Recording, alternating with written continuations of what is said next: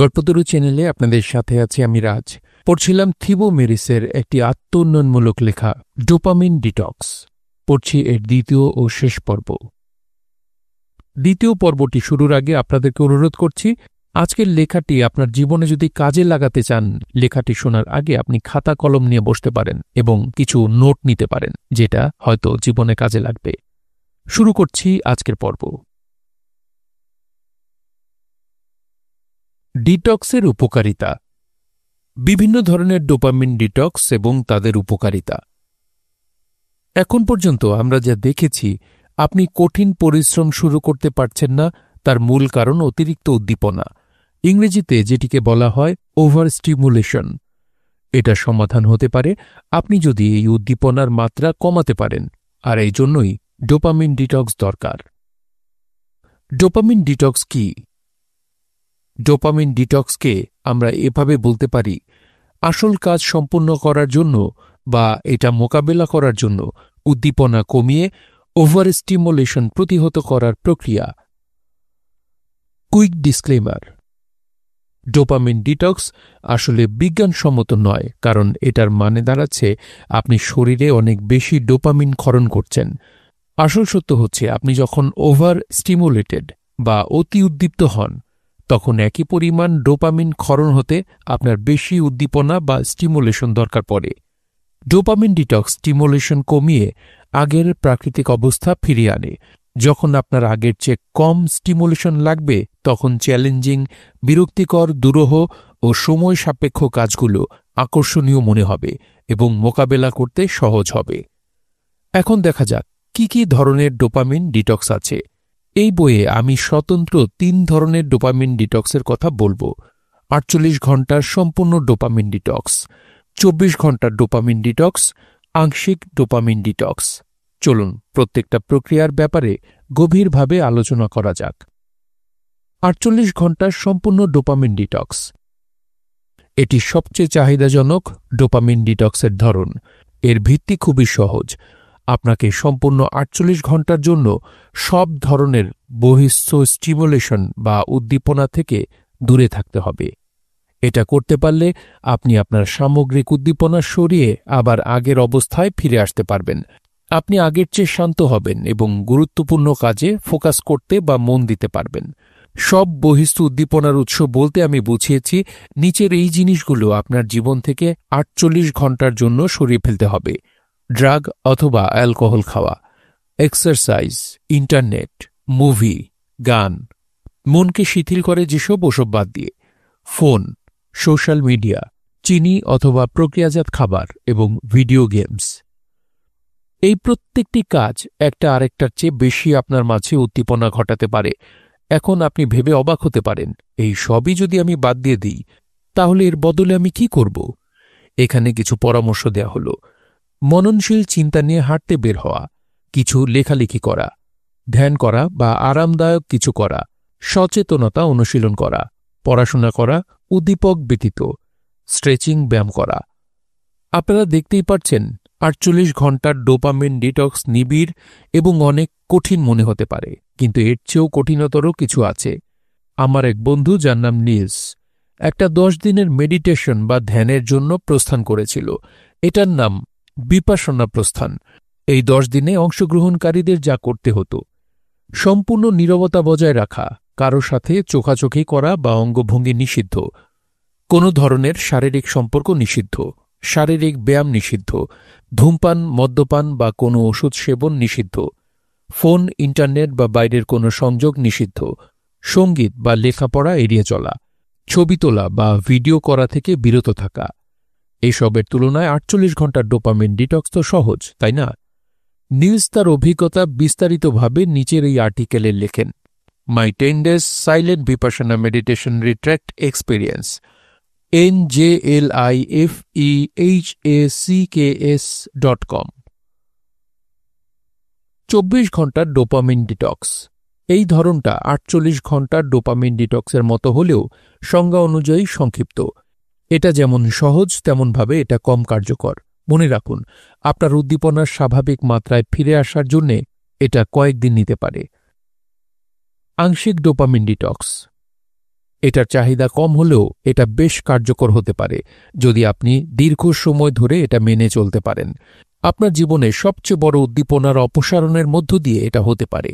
সাধারণত একটা নির্দিষ্ট কাজ যেটা আপনার জন্য সবচেয়ে বেশি মনোযোগ বিক্ষিপ্ত করে, যেমন আমার ক্ষেত্রে ইউটিউব। আপনার কোনটা? আপনার স্টিমুলেশনের সবচেয়ে বড় উৎস কি? পরবর্তী সেকশনে আমরা দেখব কিভাবে এটা নিশ্চিত করতে হবে, এটাকে কার্যকরভাবে সরিয়ে ফেলতে কি করতে হবে। Action step. অ্যাকশন স্টেপ ব্যবহার করে কি ধরনের ডোপামিন ডিটক্স আপনি বাস্তবায়ন করতে চান লিখে ফেলুন। সফল ডোপামিন ডিটক্সের জন্য 3টি ধাপ। এই অংশে আমরা দেখব কিভাবে 3টি ধাপ অনুসরণ করে আপনি ডোপামিন ডিটক্স ব্যবহারে সফলতা পাবেন। ধাপ 1, আপনার সবচেয়ে বড় বিক্ষিপ্তকারীকে শনাক্ত করুন।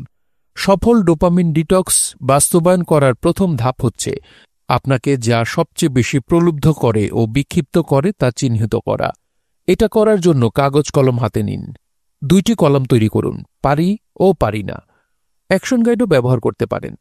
প্রথম কলামে লিখুন যেসব কাজে আপনি অংশ নিতে চান, যেমন এটা হতে পারে হাঁটাহাঁটি করা, লেখালেখি করা, প্রজেক্টে কাজ করা, বই পড়া।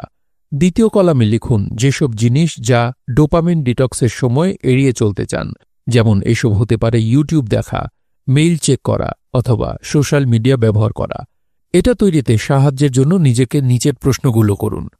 যদি আমি মাত্র একটা জিনিস বন্ধ করতে চাই, যার কারণে আমার ফোকাস ও উৎপাদনশীলতা নাটকীয়ভাবে বেড়ে যাবে, তাহলে সেটা কোনটা? অন্য কোন কাজ এড়িয়ে চললে আমার ফোকাস কার্যকরভাবে বেড়ে যাবে?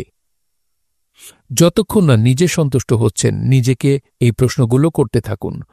যখন আপনার লিস্ট করা শেষ হবে, তখন এটা আপনি আপনার ডেস্কে রাখতে পারেন অথবা এমন কোথাও রাখতে পারেন যেন আপনার চোখে পড়ে।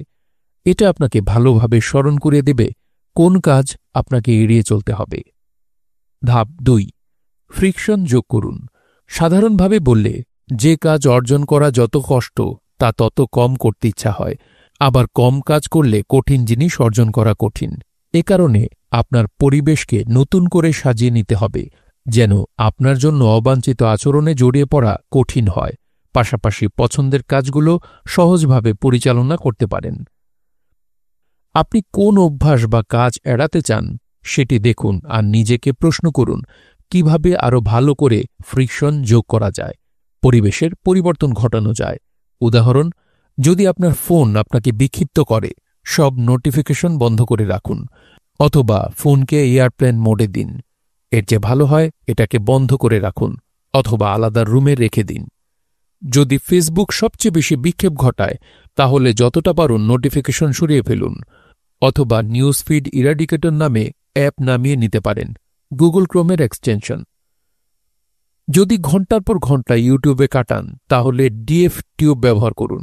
এটা গুগল ক্রোম নেভিগেটরে পাবেন অথবা এরকম অ্যাপ নামান। এটা সব সাজেশন নোটিফিকেশন সরিয়ে ফেলবে। এরপর শুধুমাত্র সেসব ভিডিও দেখুন যা কাজে আসে। ফ্রিকশন যোগ করুন কথাটা শুনতে সহজ শোনালেও কার্যকর, কারণ মানুষ হিসেবে জন্মগতভাবেই আমরা অলস।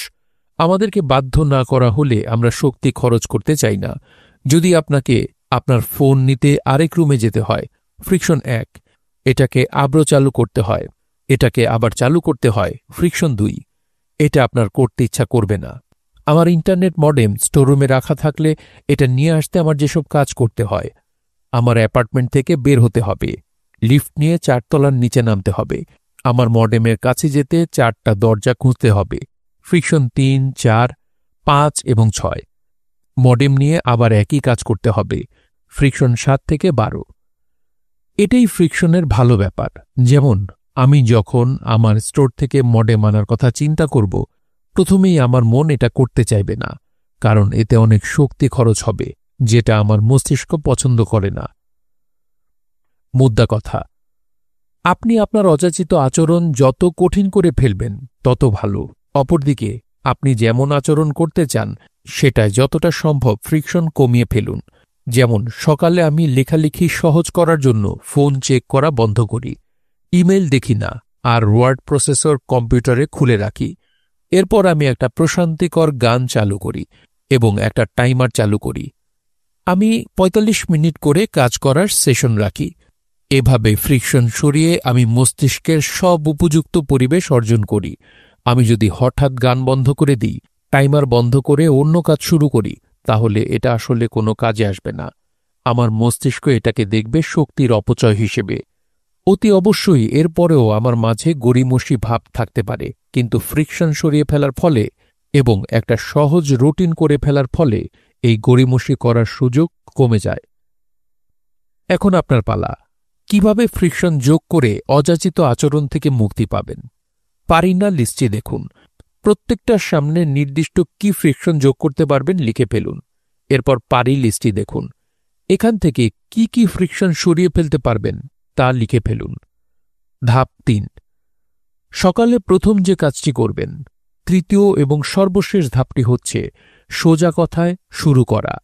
আপনি অতিরিক্ত স্টিমুলেশন পাবার আগেই আমি প্রথমেই সুপারিশ করব, কাজ শুরু করুন। আমি খেয়াল করেছি, আমি যদি সকালে উঠেই আমার ফোন চেক করা শুরু করি এবং ইন্টারনেট চালু করি, আমি কাজ থেকে বিক্ষিপ্ত হওয়া শুরু করি। আমি আরও একটা জিনিস বলবো যে একটি সকালবেলার রুটিন তৈরি করুন। আপনার দিন শুরু করুন ইতিবাচকভাবে এবং শক্তিশালী ফোকাসের সাথে। দীর্ঘ সময় পরে একটি সাধারণ সকালবেলার রুটিন আপনার জীবনে বিশাল পরিবর্তন এনে দিতে পারে। আপনার কি অবস্থা? সকালে ঘুম থেকে উঠেই আপনি প্রথম কোন কাজটি করেন? এটা কি আপনাকে শান্ত ও মনোযোগী থাকতে সাহায্য করে, নাকি দিন শেষে অতিরিক্ত স্টিমুলেশনের কারণে আপনি গড়িমসি করা শুরু করেন? আপনার সকালবেলার রুটিন তৈরি করার জন্য প্রতিদিন সকালে আপনি যা করতে পারবেন তা লিখে ফেলুন। এসব কাজ করার মধ্য দিয়েই আপনার ডোপামিন ডিটক্স শুরু হবে এবং আশা করি আপনি দীর্ঘ সময় ধরে এটা করতে থাকবেন। মনে রাখবেন, এই রুটিন যেন আপনাকে স্টিমুলেট বা উদ্দীপ্ত করার বদলে আপনার মনোযোগ বাড়ায়। যেমন আপনি করতে পারেন ধ্যান, স্ট্রেচিং, মন প্রশান্তকারী মিউজিক শোনা, আজকের দিনের লক্ষ্য লিখে ফেলা, ৩টি জিনিস যেটার জন্য আপনি কৃতজ্ঞ, ইতিবাচক সম্মতিগুলো। Action step. অ্যাকশন গাইড ব্যবহার করে একটি সহজ প্রত্যেক দিনের রুটিন তৈরি করুন এবং আপনার ডোপামিন ডিটক্স চলাকালীন সময়ে এটা অনুসরণ করুন। এক কথায়, সফলভাবে ডোপামিন ডিটক্স বাস্তবায়নের জন্য আপনার যা করা উচিত: ১. আপনার সবচেয়ে বড় প্রলোভনকারী বা আপনাকে সবচেয়ে যে জিনিস বিক্ষিপ্ত করে তা খুঁজে বের করুন এবং একটি সাদা কাগজে তা লিখে ফেলুন। তারপর এটা নিশ্চিত করুন যে এই কাগজটা একটা স্থায়ী জায়গায় লাগিয়ে রাখুন। ২. আপনি যে আচরণ করতে চান না তা ক্রমাগত ফ্রিকশন যোগ করে কঠিনতর করে ফেলুন। ৩. যে কাজটি করতে চান তা সহজে করার জন্যে ফ্রিকশন সরিয়ে ফেলুন। ৪. একটা সহজ সকালবেলার রুটিন বাস্তবায়ন করুন যেন এটি আপনার মনকে শান্ত রাখে এবং আপনি আপনার দিন খুব কম মাত্রার স্টিমুলেশন দিয়ে শুরু করতে পারেন। এখন আপনি সিদ্ধান্ত নিন কি ধরনের ডোপামিন ডিটক্স চান: ৪৮ ঘন্টার, ২৪ ঘন্টার, নাকি আংশিক। এরপর আপনার স্টিমুলেশনের প্রধান উৎস খুঁজে বের করুন যাকে আপনি ডিটক্স চলাকালীন সময়ে সরিয়ে রাখবেন। ৪৮ ঘন্টা বা ২৪ ঘন্টা ডিটক্সের সময় চেষ্টা করুন সব স্টিমুলেশন সরিয়ে রাখতে। যদি না পারেন তাহলে অধিকাংশ স্টিমুলেশন সরিয়ে রাখার চেষ্টা করুন। ইন্টারনেট থেকে দূরে থাকুন, জুয়া থেকে নিজেকে সরিয়ে রাখুন, ভিডিও গেম খেলা বন্ধ করুন, হালকা খাবার খান, চিনি জাতীয় খাবার ও প্রক্রিয়াজাত খাবার বাদ দিন, আপনার ফোন বন্ধ রাখুন এবং আরও অনেক কিছু। আংশিক ডিটক্সের জন্য চেষ্টা করুন আপনার স্টিমুলেশনের সবচেয়ে বড় উৎস সরিয়ে ফেলতে। ডোপামিন ডিটক্স সর্বোচ্চভাবে কাজে লাগানোর কিছু টিপস। ডোপামিন ডিটক্স থেকে সবচেয়ে ভালো ফল পেতে আপনি নিচের কিছু টিপস অনুসরণ করতে পারেন। নোট নিন। ডোপামিন ডিটক্সের সময় আমি নোট নেওয়া উৎসাহিত করি।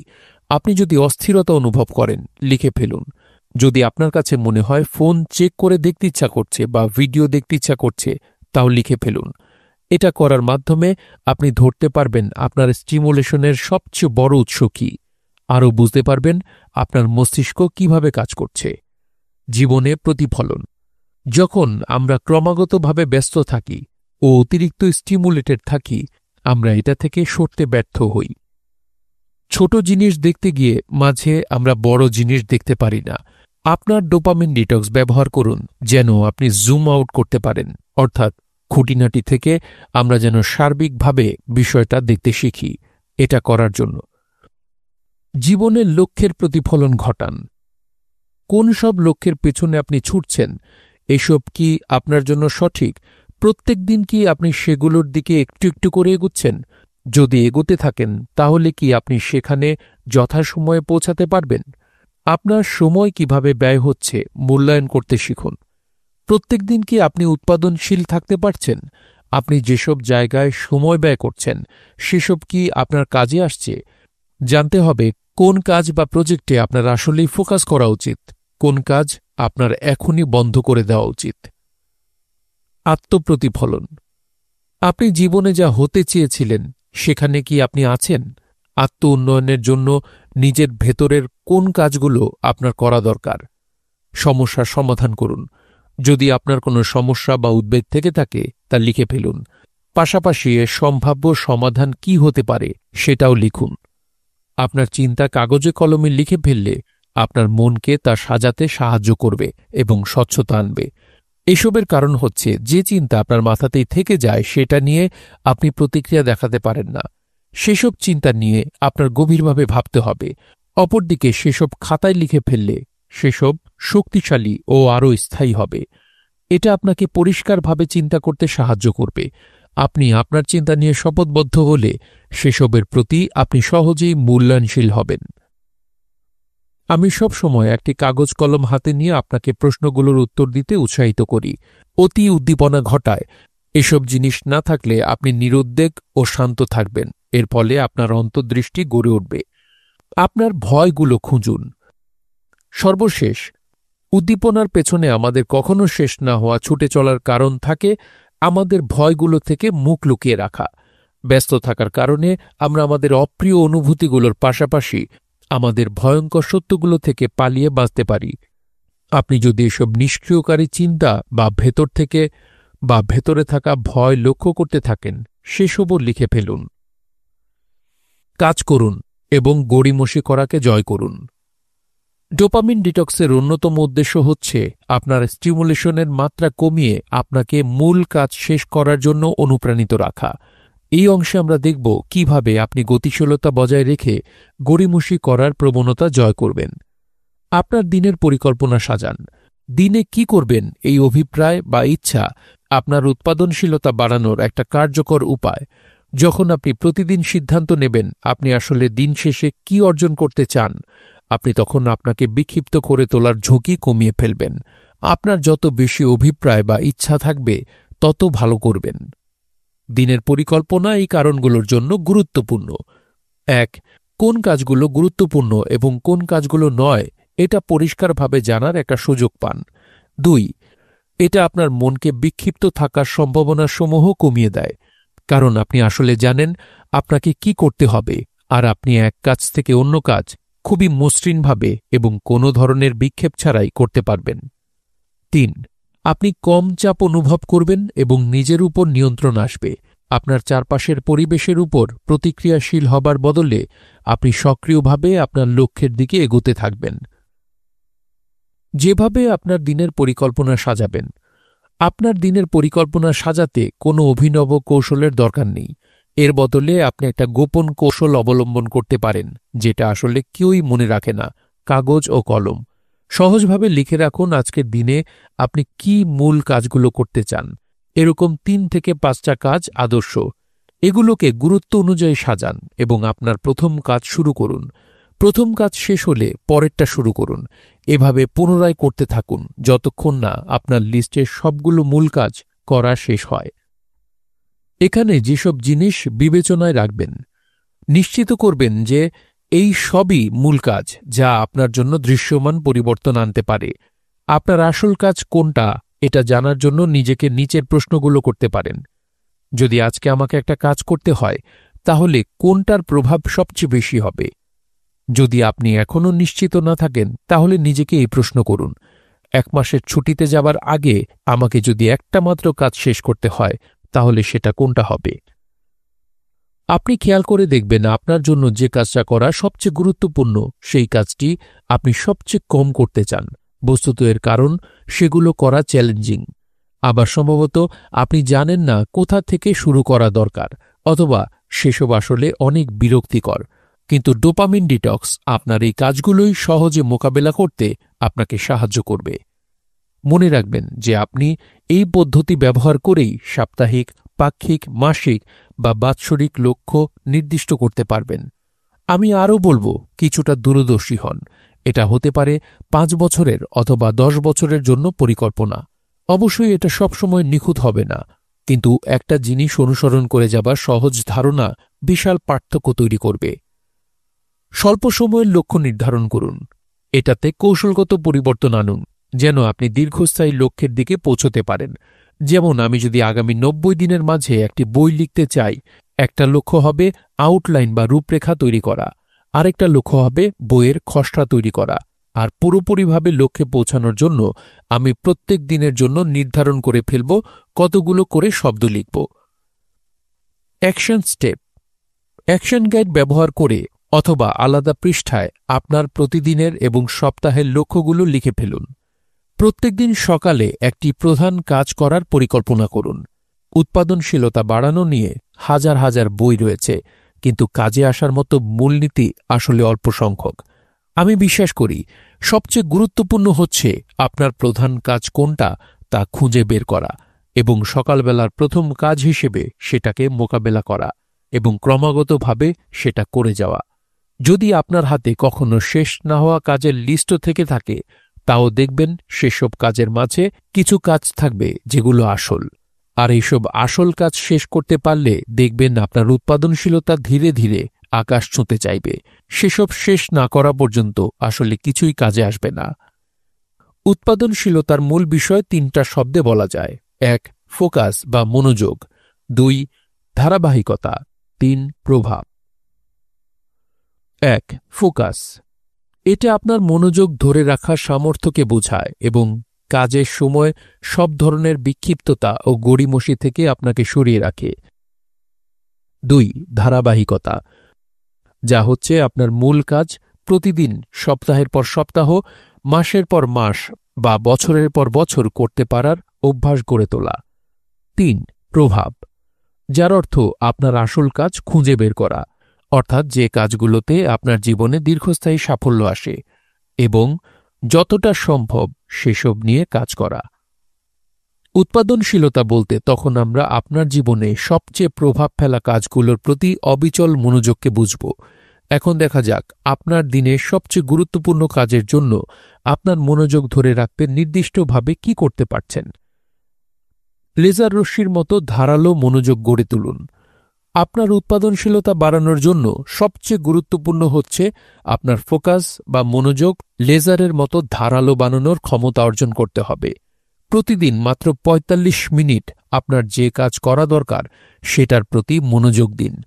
দেখবেন এর আগে আপনি যাই চেষ্টা করেন না কেন, এটা করার ফলে আপনার কাজে বেশি অগ্রগতি আসছে। এই অংশে আপনি যেভাবে আপনার ফোকাস বাড়াবেন ও প্রতিদিন আপনার কি টাস্ক বা আসল কাজ শেষ করতে কি করতে হবে সেসব নিয়ে আলোচনা করব। 1. প্রতিদিন একই সময়ে একই জায়গায় থাকুন।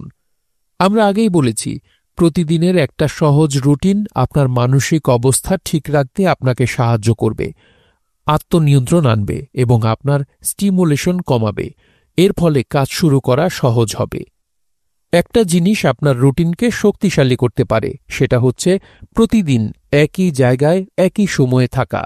বিখ্যাত লেখক স্টিফেন কিং প্রতিদিন একই জায়গায় একই সময়ে তার ডেস্কে বসতেন এবং লিখতেন। তিনি লেখার অনুপ্রেরণা আসবে এই আশায় বসে থাকতেন না। এর বদলে তিনি জানতেন কাজে ডুবে গেলে অনুপ্রেরণা এমনিতেই আসবে। আপনি এক কাজ করুন, একটা জায়গা ও সময় নির্ধারণ করুন যেখানে প্রতিদিন বসে আপনি আপনার প্রধান কাজ মোকাবেলা করবেন। এরপর একটানা 1 বছর আপনার কাজটা করার চেষ্টা করুন। আপনি ধীরে ধীরে আপনার ধারাবাহিকতা ও ফোকাস তৈরি করবেন।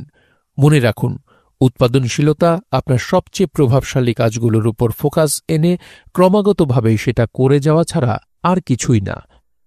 2. একটা ট্রিগার পছন্দ করুন। আপনার রুটিনে একটি নির্দিষ্ট ট্রিগার পছন্দ করুন।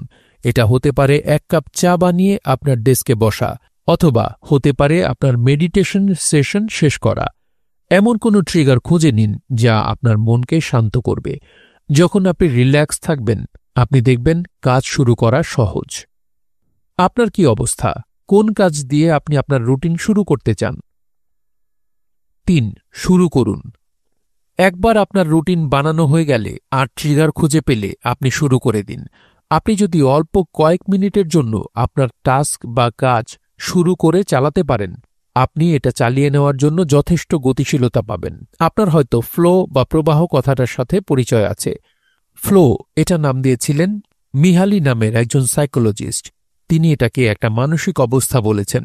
যখন আপনি কাজে ডুবে যান, তখন আপনি অনেক বেশি ফোকাস অর্জন করেন ও কাজটা ভেতরে ভেতরে উপভোগ করা শুরু করেন। আবার আপনি যত রিল্যাক্স হবেন, ফোকাস করা তত সহজ হবে। কাজেই শুরু করুন। আর কাজ যে নিখুঁতভাবে শেষ করতে হবে, এটা নিয়ে উদ্বিগ্ন হবেন না। আপনি যদি মোটিভেশন না পান বা সৃষ্টিশীলতা অনুভব না করেন, এটা নিয়ে ভাবার দরকার নেই। কাজ করতে করতে দেখবেন অনুপ্রেরণা ও সৃষ্টিশীলতা তৈরি হয়ে গিয়েছে। 4. আপনাকে বিক্ষিপ্ত করে এমন সবকিছু সরিয়ে ফেলুন। যখন আপনি কাজ করবেন, আপনাকে বিক্ষিপ্ত করবে এমন সবকিছুই সরান। আপনার ফোনের নোটিফিকেশন বন্ধ করুন। সোশ্যাল মিডিয়া থেকে বিচ্ছিন্ন থাকার চেষ্টা করুন। ইন্টারনেট থেকে দূরে থাকুন, যদিবা বিশেষ কোনো রিসার্চের কাজে এটা দরকার না হয়। অন্যদিকে বাকিদের জানিয়ে রাখুন আপনাকে বিরক্ত না করতে।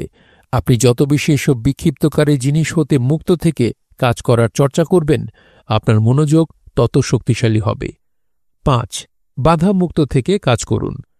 এখন যেহেতু আপনি সব ডিস্ট্রাকশন বা বিক্ষিপ্তকারী জিনিসপত্র সরিয়ে ফেলেছেন, একটানা কাজ শুরু করুন।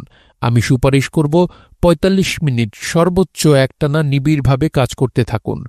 আপনি যদি কয়েকটা সেশন করতে চান, প্রত্যেক কাজের ব্লকে ৫-১০ মিনিটের বিরতি নিন।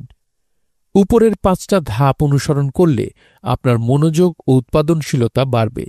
আর আপনি যখন গড়িমসি করা কমিয়ে দেবেন, আপনার ভালো অনুভূতি জন্মাবে। আপনার জীবনের অন্যান্য অংশে এর ইতিবাচক প্রভাব পড়বে। কিভাবে লেজারের মতো তীক্ষ্ণ ফোকাস অর্জন করবেন, এটা জানার জন্য এই বইয়ের ৩ নম্বর সিরিজ পাওয়ারফুল ফোকাস দেখতে পারেন। Action step. অ্যাকশন গাইড ব্যবহার করে নিচের ধাপগুলো অনুসরণ করার মাধ্যমে লেজার তীক্ষ্ণ ফোকাস গড়ে তুলুন। ১. সিদ্ধান্ত নিন কোন সময়ে আপনি আপনার মূল কাজগুলোতে ফোকাস করবেন। তারপর প্রতিদিনের জন্য একই সময় ও একই জায়গা নিশ্চিত করুন। ২. আপনার সকালবেলার রুটিন শুরু করার জন্য একটি নির্দিষ্ট ট্রিগার পছন্দ করুন। ৩. শুরু করে দিন। যখন আপনি কিছু মিনিটের জন্য কাজ শুরু করবেন, তখন আপনার ফ্লো বা প্রবাহে চলে আসবেন এবং লম্বা সময় ধরে কাজ করতে থাকবেন। ৪. যে কোনো ধরনের বিক্ষিপ্ততা পরিহার করুন, ফোনের নোটিফিকেশন, ইন্টারনেট ইত্যাদি। এবং ৫. সবশেষ, প্রতিবন্ধকতা ছাড়া কাজ করুন। ৪৫ মিনিট বাধাহীনভাবে কাজ করার লক্ষ্য গ্রহণ করুন। ওপেন সিস্টেম থেকে সতর্ক থাকুন। ওপেন সিস্টেমের অংশ হয়ে গেলে আপনার কাজে বিক্ষিপ্ততা সৃষ্টির সবচেয়ে বড় সম্ভাবনা তৈরি হয়। ওপেন সিস্টেম আসলে কি? ওপেন সিস্টেমকে সহজ ভাষায় একটা আবেদন বা অবস্থা বলা যায়, যেখানে আপনাকে ক্রমাগত এবং কখনো শেষ না হওয়া উদ্দীপনা দেওয়া হয়। কিছু উদাহরণ যেমন ইমেল, ফেসবুক, ইউটিউব এবং আরও সাধারণভাবে বললে সমগ্র ইন্টারনেট। আপনি যখন ওপেন সিস্টেমে ঢুকবেন, তখন আপনার ওভার স্টিমুলেটেড বা অতিরিক্ত উদ্দীপ্ত হবার সম্ভাবনা জাগে। যেমন সকালে প্রথম কাজ যদি আপনার ফেসবুক চেক করা হয়, তাহলে আপনি নিজেকে দেখবেন কোনো কারণ ছাড়াই নিউজ ফিড স্ক্রল করে যাচ্ছেন, একটার পর আরেকটা ভিডিও দেখছেন, ফ্রেন্ডকে মেসেজ দিচ্ছেন আর বড় আলাপে ঢুকে যাচ্ছেন।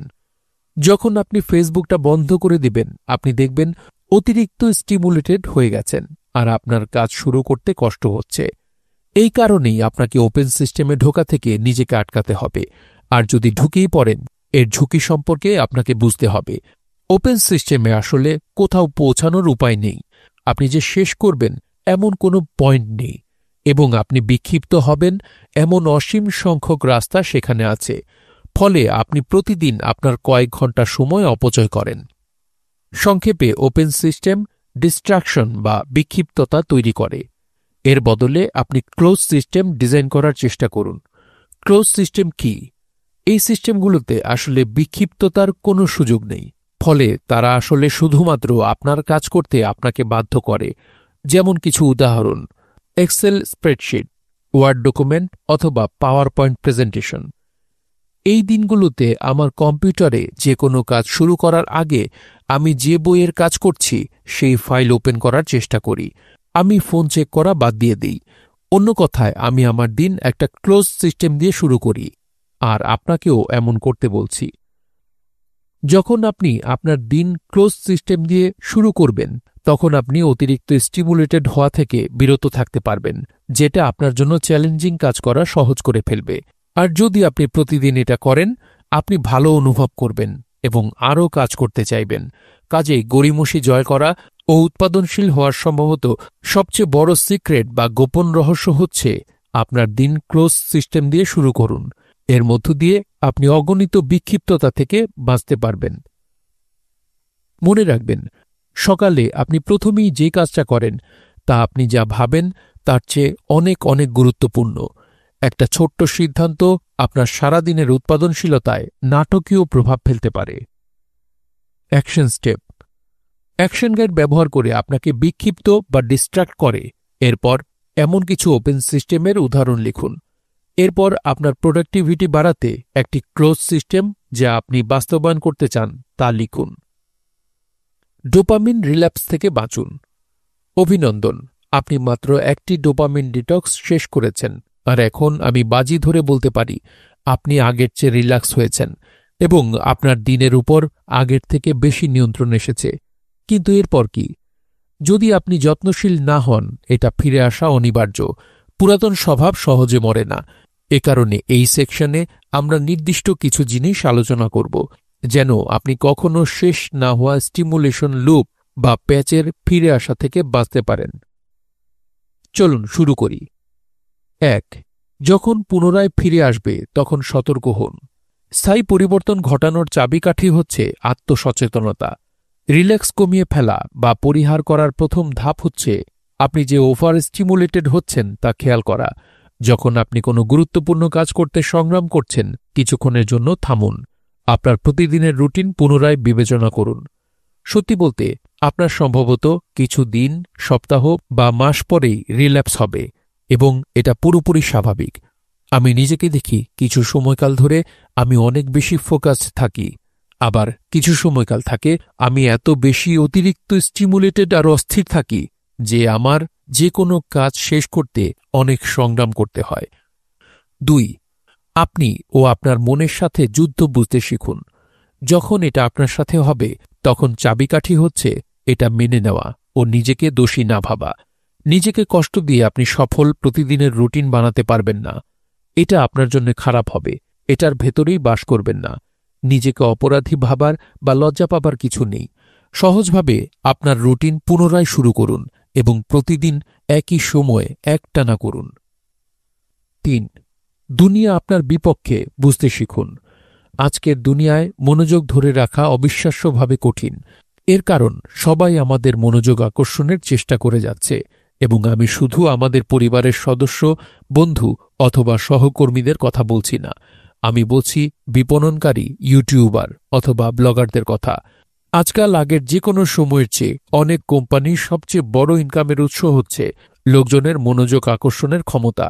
অল্প কথায় বলতে গেলে আপনার মনোযোগের মূল্য অনেক টাকার সমান, যে কারণে ইউটিউব, ফেসবুক, ইনস্টাগ্রাম আপনাকে স্ক্রিনে আঠার মতো আটকে রাখতে যে কোনো কিছু করে।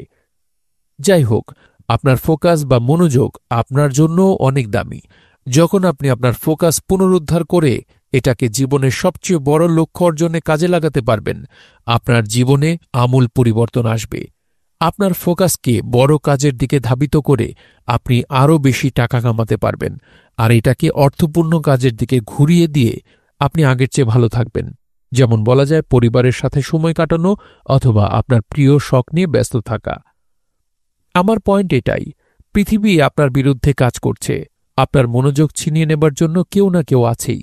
যেমন আপনার দুটা বিকল্প আছে: সিস্টেম এবং অভ্যাস গড়ার মাধ্যমে আপনি আপনার ফোকাস রক্ষা করবেন, অথবা আপনি অপ্রস্তুত থাকবেন এবং যে কেউ আপনার গুরুত্বপূর্ণ কাজের সময়ে আপনাকে বিক্ষিপ্ত বা ডিস্ট্র্যাক্ট করবে। আপনি কোন অপশন বেছে নিতে চান? 4. আকস্মিক ঘটনার পরিকল্পনার প্রস্তুতি নিন। রিল্যাপস বা পুনরায় আগের জায়গায় ফিরে আসা থেকে বাঁচার একটা কার্যকর উপায় হচ্ছে আকস্মিক ঘটনার জন্য পরিকল্পনা তৈরি করুন। এটা করার জন্য আপনি আপনার মনোযোগ হারিয়ে আগের ব্যবহারে ফিরে আসতে পারেন। এই সম্ভাব্য সকল পথ নিয়ে চিন্তা করুন এবং সেগুলো আটকানোর জন্য আকস্মিক ঘটনার ব্যাপারে পরিকল্পনা নিন। কাজেই কী কারণে আপনার রিল্যাপস হতে পারে বলে মনে হয়? যেমন সকালে আমার প্রথম কাজ যদি ফোন চেক করা হয়, দেখা যাবে আমি একটা স্টিমুলেশন থেকে আরেক স্টিমুলেশন বা উদ্দীপনায় লাফিয়ে যাচ্ছি। আমি ফেসবুক চেক করব, হয়তো একটা মেসেজের রিপ্লাই দিব। এই মেসেজ হয়তো আমাকে মনে করিয়ে দিবে আমাকে অন্য কিছু করতে হবে বা আমাকে কোনো আইডিয়া দেবে। হঠাৎ করে আমার মস্তিষ্ক বিচলিত হবে আর আমাকে এই সকালে লেখালেখি না করার অনেক ভালো ভালো কারণ দেখাবে। আকস্মিক ঘটনার পরিকল্পনার জন্য প্রথম, আপনাকে সর্বোচ্চ বিক্ষিপ্ত বা ডিস্ট্রাক্ট করতে পারে এমন সবগুলো কাজ বিবেচনা করুন। এদেরকে খোঁজার জন্য আগে যে পারি না এর লিস্ট বানিয়েছেন তা ঘুরে আসুন। দ্বিতীয়, সবচেয়ে খারাপ পরিস্থিতি কি ঘটতে পারে তা চিন্তা করুন। কি কারণে আপনি আপনার মনোযোগ হারিয়ে সকালবেলার রুটিন মেনে চলা বন্ধ করে দিতে পারেন? আপনার অ্যাকশন গাইড ব্যবহার করুন। আপনি যে সবচেয়ে খারাপ পরিস্থিতি আপনার সাথে হতে পারে চিন্তা করতে পারেন তা লিখে ফেলুন। তৃতীয়, মানসিকভাবে নিজেকে প্রস্তুত করুন। এখন আপনি কিভাবে প্রতিক্রিয়া দেখাতে চান? নিজেকে দেখুন এই ঘটনাগুলো সম্ভাব্য সবচেয়ে ভালো উপায়ে মোকাবেলা করছেন। 5. একটি টেকসই ব্যবস্থা স্থাপন করুন। আপনার স্টিমুলেশনের মাত্রা কমিয়ে রাখার চাবিকাঠি হচ্ছে একটি সহজ ও টেকসই পরিকল্পনা বাস্তবায়ন করা। এই সিস্টেমে আপনি সকল ডিস্ট্রাকশন বা বিক্ষিপ্তকারী জিনিস বন্ধ করে দেবেন সেটা জরুরি নয়, বরং এটার এমন কিছু অভ্যাস স্থাপন করুন যা আপনাকে ফোকাসড বা মনোযোগী থাকতে সাহায্য করবে। অতএব আমরা আগে যেমনটা দেখেছি, প্রতিদিনের জন্য একটা সহজ রুটিন নিশ্চিত করুন যেটায় আপনি ধারাবাহিকভাবে লেগে থাকবেন। 6. আজকালকার নিউরোট্রান্সমিটারগুলো প্রস্তুত করুন। ওভার স্টিমুলেশন থেকে রক্ষা পাবার জন্য বর্তমান সময় নিউরোট্রান্সমিটার যেমন এন্ডোরফিন, অক্সিটোসিন অথবা সেরোটোনিনকে প্রস্তুত করুন। এই নিউরোট্রান্সমিটারগুলো ডোপামিন নিউরোট্রান্সমিটারের ঠিক বিপরীত, যা আপনাকে শান্ত করবে এবং মানসিকভাবে উপস্থিত রাখবে। এই নিউরোট্রান্সমিটারগুলোকে কার্যকর করার জন্য আপনাকে এমন কাজে অংশ নিতে হবে যা আপনাকে বর্তমানে আবদ্ধ রাখে, যেমন মেডিটেশন বা ধ্যান। অল্প কিছু সময়ে, যেমন মাত্র কয়েক মিনিটের জন্য আপনি মেডিটেশন করতে বর্তমান সময়ে উপস্থিত থাকা চর্চা করতে পারবেন। এটা করার জন্য চোখ বন্ধ করুন ও আপনার শ্বাস-প্রশ্বাসের দিকে মনোযোগ দিন। আপনি আপনার পঞ্চ ইন্দ্রিয়র যে কোনো একটাতেও মনোযোগ দিতে পারেন। এরপরে আরেকটা ইন্দ্রিয়তে মনোযোগ দিন, এরপর আরেকটায়। এভাবে করতে থাকুন। মেডিটেশন করার ভুল পদ্ধতি নেই। নতুনদের জন্য মেডিটেশনের বই খুঁজে বের করতে পারেন, অথবা অনলাইনে মেডিটেশন ভিডিও খুঁজে দেখতে পারেন, অথবা পরীক্ষা করে দেখতে পারেন কোন পদ্ধতি আপনার জন্য সবচেয়ে ভালো কাজ করে। স্ট্রেচিং অনুশীলন। আপনি যখন স্ট্রেচিংয়ে শরীরচর্চা করবেন তখন স্বয়ংক্রিয়ভাবে আপনার শরীর রিল্যাক্স হবে এবং আপনার শ্বাস-প্রশ্বাস ধীর হবে, যেটা আপনাকে শান্ত ও বর্তমানে থাকতে সাহায্য করবে। মননশীলতা। এর অর্থ হচ্ছে আপনার ভেতরে বা আশেপাশে কি হচ্ছে এ ব্যাপারে আপনি সচেতন। মননশীলতা চর্চার অনেক উপায় আছে, যেমন আপনি খুব ধীরে খাবার খেতে পারেন, তখন আপনি প্রতিটি খাবারের স্বাদ ও গঠন খেয়াল করবেন। অথবা আপনি আপনার মনোযোগ আপনার পুরো শরীরে দেবেন এবং পা থেকে মাথা পর্যন্ত হওয়া সব অনুভূতি খেয়াল করবেন। অথবা আপনি যখন গৃহস্থালির বা অফিসের কাজ শেষ করছেন তখন সম্পূর্ণভাবে যতটা সম্ভব বর্তমানে থাকার চেষ্টা করবেন। চিন্তাশীল হাঁটাহাঁটি। আপনি যখন হাঁটাহাঁটি করেন তখন কতটা বর্তমানে থাকেন? আপনি কি পাখির গান শুনতে পান? আপনি কি আপনার মুখে এসে লাগা বাতাস অনুভব করতে পারেন? আপনি কি মেঘের বিভিন্ন আকৃতি খেয়াল করেন? প্রায়শই মানুষের মাথায় পরের কাজ কি হবে এই চিন্তা আটকে যায়, অথবা তারা তাদের জীবনের সমস্যা নিয়ে উদ্বিগ্ন থাকে। তাদের মতো হবেন না। এরপর যখন হাঁটতে যাবেন, আপনার আশেপাশের জিনিস এমনভাবে খেয়াল করুন যেন সেগুলো প্রথমবার দেখছেন। আপনার প্রতিটি সেন্সে ফোকাস করুন, যা আগে কখনো দেখেননি তা খেয়াল করুন। যেসব শব্দ আগে কখনো শুনতে পাননি তা শোনার চেষ্টা করুন, যা আগে কখনো ঘ্রাণ পাননি তা খুঁজে পাবার চেষ্টা করুন। শরীরে যেসব অনুভূতি আগে খেয়াল করেননি সেসব খেয়াল করার চেষ্টা করুন। বর্তমানে থাকুন। গভীর সামাজিক যোগাযোগ। অন্য মানুষদের সাথে মেশার সময় অক্সিটোসিন নামক নিউরোট্রান্সমিটার কার্যকর হয়, যেটাকে অনেক সময় বলা হয় ভালোবাসার হরমোন। আপনি যত বর্তমানে বাস করবেন তত বেশি সংযুক্ত হতে পারবেন এবং বন্ধনের আনন্দদায়ক অনুভূতি উপভোগ করবেন। কাজেই যে সকল মানুষের প্রতি আপনি যত্নশীল তাদের সাথে বেশি সময় কাটানো নিশ্চিত করুন। একঘেয়েমি। কিছু না করে বসে থাকাও আপনার স্টিমুলেশনের লেভেল কম রাখার একটা ভালো উপায়। আমাদের মন সবসময় কিছু না কিছু করতে চায়। কিছু সময়ের জন্য কিছু না করে থাকাও ভালো। বসুন এবং বিভিন্ন কিছু পর্যবেক্ষণ করুন। নীরবে খাবার খান। কোনো নির্দিষ্ট অভিপ্রায় অথবা উদ্দেশ্য মাথায় না রেখে হাঁটুন। উপরে বলা কিছু কাজ করার মাধ্যমে আপনি শান্ত থাকবেন ও দিনব্যাপী বর্তমানে অবস্থান করবেন। এর ফলে আপনি ওভার স্টিমুলেটেড হবার ঝুঁকি কমাবেন।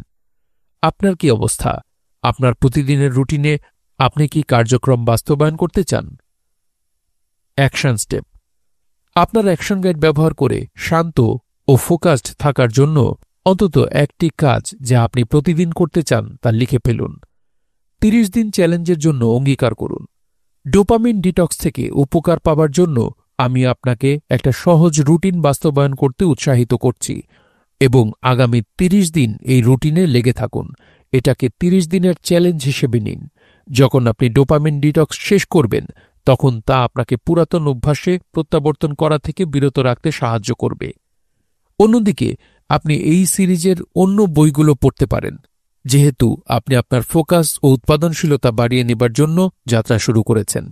এই সিরিজের পরবর্তী প্রতিটি বই মাত্র 7 দিনে আপনাকে একটি করে সূক্ষ্ম দক্ষতা তৈরি করতে সাহায্য করবে। বই 2, ইমিডিয়েট অ্যাকশন, এটায় আপনি কিভাবে গড়িমসি জয় করা যায় তা আবিষ্কার করবেন। বই 3, পাওয়ারফুল ফোকাস, আপনি কিভাবে স্বচ্ছতা অর্জন করবেন ও লেজার তীক্ষ্ণ ফোকাস গড়ে তুলবেন তা শিখতে পারবেন। বই 4, স্ট্র্যাটেজিক মাইন্ডসেট, আপনার চিন্তা করার সূক্ষ্ম দক্ষতা সানিয়ে কিভাবে স্ফটিক স্বচ্ছ কৌশল তৈরি করে আপনার উৎপাদনশীলতা বহুগুণ বাড়িয়ে নেওয়া যায় তা শিখবেন। উপসংহার। আপনি ঠিক করবেন আপনার ফোকাস আপনি নিয়ন্ত্রণ করবেন নাকি অন্য কেউ আপনার কাছ থেকে এটা নিয়ে যাবে। অতি উচ্চমাত্রার স্টিমুলেটিং কাজকর্ম যা শান্ত ও মনোযোগী থাকাকে নষ্ট করে ফেলে সেসব এড়াতে শেখার পর আপনি দেখবেন অনেক বড় বড় কাজ আপনি আগের চেয়ে সহজভাবে মোকাবেলা করতে পারছেন। ডোপামিন ডিটক্সের মধ্য দিয়ে যাওয়া আপনার স্টিমুলেশনের মাত্রা কমিয়ে রেখে আপনাকে বড় কাজ সম্পন্ন করতে সাহায্য করবে। মনে রাখবেন, উত্তেজনা আর পরিপূর্ণ অনুভব করা এক কথা না। বাইরের স্টিমুলেশন সরিয়ে কাজ, শখ বা সম্পর্কে ডুবে গেলে আপনি গভীর পরিপূর্ণতা অনুভব করতে পারবেন ও আগের চেয়ে ভালো অনুভব করবেন। আপনি আরও বেশি উৎপাদনশীল হবেন, আপনার স্বপ্ন ও লক্ষ্যসমূহ অর্জন করতে পারবেন। কাজেই আপনার আশেপাশের পরিবেশকে আপনার মস্তিষ্ক ছিনতাই করতে না দিয়ে এর বদলে একে নিয়ন্ত্রণ করতে শিখুন। এটাই একটা স্বাস্থ্যকর ও উৎপাদনশীল জীবনের চাবিকাঠি। শুনছিলেন থিবো মেরিসের একটি আত্ম-উন্নয়নমূলক লেখা ডোপামিন ডিটক্স। অনুবাদ করেছেন প্রীতম মুজতাহিদ। বইটি পড়ে আপনারা কি উপকার পেলেন অবশ্যই কমেন্ট করে জানাবেন এবং এই বইটির কোনো বিষয় কি আপনারা আসলেও আপনাদের জীবনে কার্যকর করতে পেরেছেন কিনা সেটা অবশ্যই কমেন্টের মাধ্যমে জানাবেন। আর বইটি একবার শুনে যদি না বুঝেন তাহলে আমি বইটি কয়েকবার শোনার অনুরোধ করব, কারণ এই বইটি একবার শুনে বোঝাটা আসলে খুব ডিফিকাল্ট। আমাদের পড়া যদি আপনাদের ভালো লেগে থাকে অবশ্যই একটি লাইক করবেন আর অন্যদের সাথে শেয়ার করে দিতে পারেন। সবাই ভালো থাকবেন, সুস্থ থাকবেন এবং গল্পতরুর সঙ্গেই থাকবেন। ধন্যবাদ।